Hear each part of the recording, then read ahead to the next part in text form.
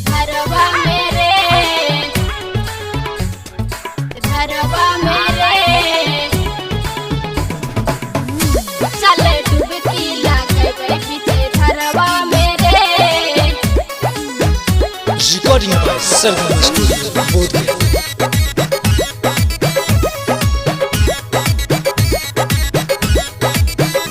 अरे का करही बैठल घरवा मेरे, घरवा मेरे, घरवा सुनाई नहीं। अरे का करही बैठल घरवा मेरे, अरे का करही बैठल घरवा मेरे। चले साथे नेहाई बाई पोखरवा मेरे, चले साथे नेहाई बाई पोखरवा मेरे।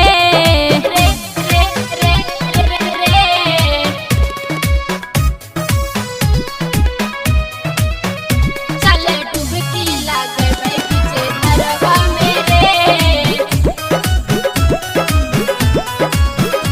अरे का करही खड़ा किनरवा मेरे, किनरवा मेरे। अरे का करही खड़ा किनरवा मेरे, अरे का करही खड़ा किनरवा मेरे। चले डुबकी लागे बीचे धरवा मेरे, चले डुबकी लागे बीचे धरवा मेरे।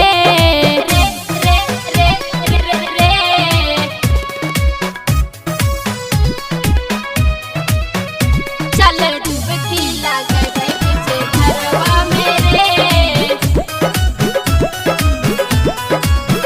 चले बहुत मजा आई तहुआ हरवा मेरे, चले बहुत मजा आई तहुआ हरवा मेरे, हरवा मेरे, हरवा मेरे।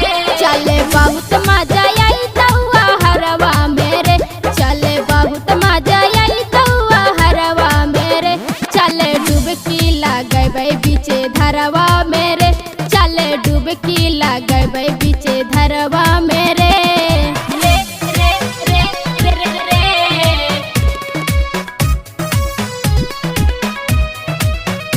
चले डुबकी लागे पीछे घरवा मेरे। अरे डुबकी लगावेला बताई दे बौरे, अरे डुबकी लगावेला बताई दे बौरे, डुबकी लगावेला बताई दे बौरे।